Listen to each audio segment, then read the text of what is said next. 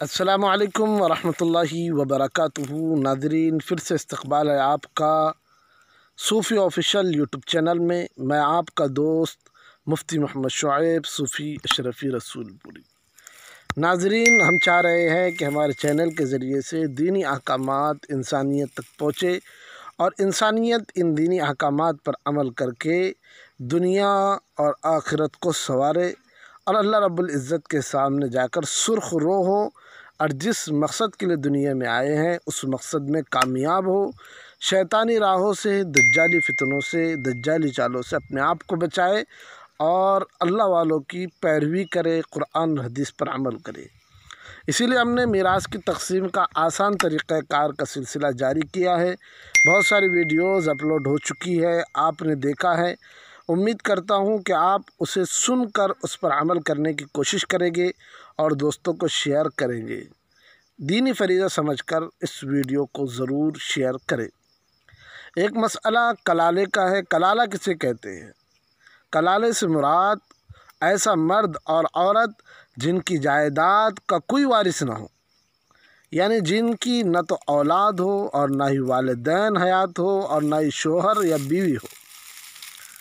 तो इनके पीछे, इनके इंतकाल पर जो इनका तरका बचा है, इनकी जो जायदाद है वो कैसे तकसीम होगी, किन लोगों में तकसीम होगी, उसके मुताल्लिक मुख्तसर डिटेल्स लेकर, मालूमात और तफसील लेकर आपकी खिदमत में हाज़िर हुए हैं।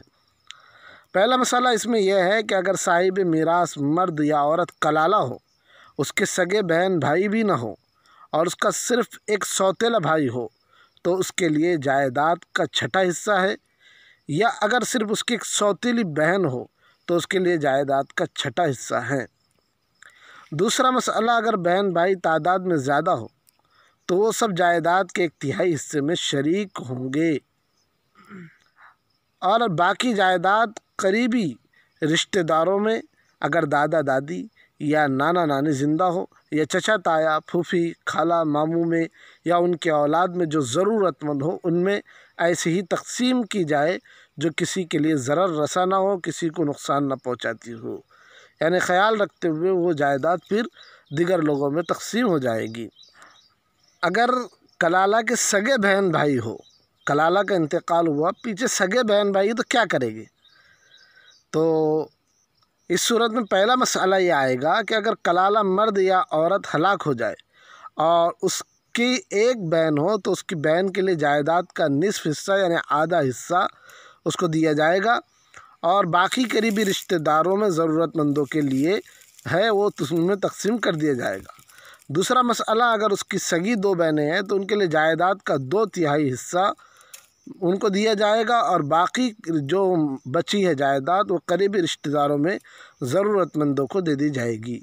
तीसरा मसला, अगर उसका एक सगा भाई है तो सारी जायदाद का भाई ही वारिस होगा, जो सगा भाई है, मुकम्मल जायदाद उसकी होगी। चौथा मसला, अगर भाई, बहन, मर्द और औरतें हों तो सारी जायदाद उन्हीं में तकसीम होगी। मर्द के लिए दुगना हिस्सा उसका जो कि औरत के लिए है, औरत का डबल आदमी को दिया जाता है। अल्लाह ताला कुरान में फरमाते हैं, अल्लाह तुम्हारे लिए खोल कर बयान करता है ताकि तुम गुमराह ना हो जाओ और अल्लाह हर शय का जानने वाला है।